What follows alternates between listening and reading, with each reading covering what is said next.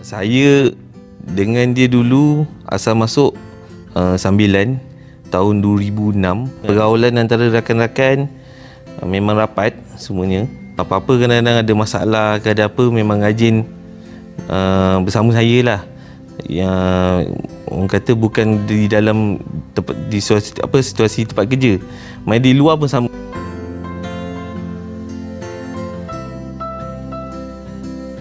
Abang Haji ni dia kelakar orangnya.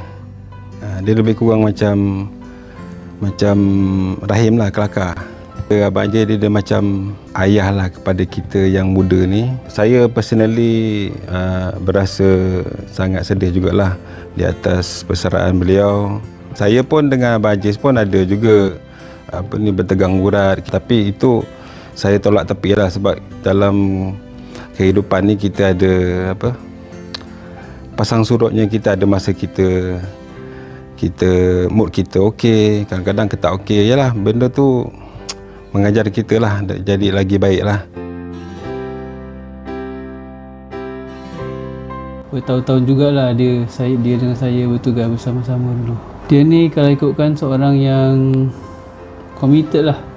Memandangkan dia ni dulu bekas askar Navy, dia sangat berdedikasi lah dalam menjalankan tugas. Seorang figure abang-abang, ayah-ayah yang boleh kita buat contoh lah. Dulu dia pernah berniaga lemang. Saya banyak selalu juga lah order lemang. Lemang dia sedap lah.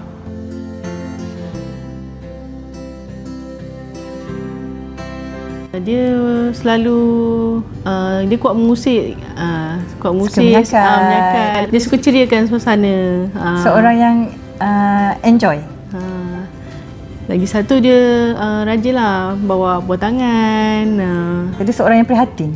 Dia suka berkaki ayam. Entah mana dia letak kasut dia, entah. Kalau jaga kat kaunter tu pula, dia rajin lah bercerita pengalaman dia ataupun kongsi-kongsi apa future dia nak buat. Dengan kawan-kawan pun saya respect dia ni, dia menghormati kawan-kawan yang lain.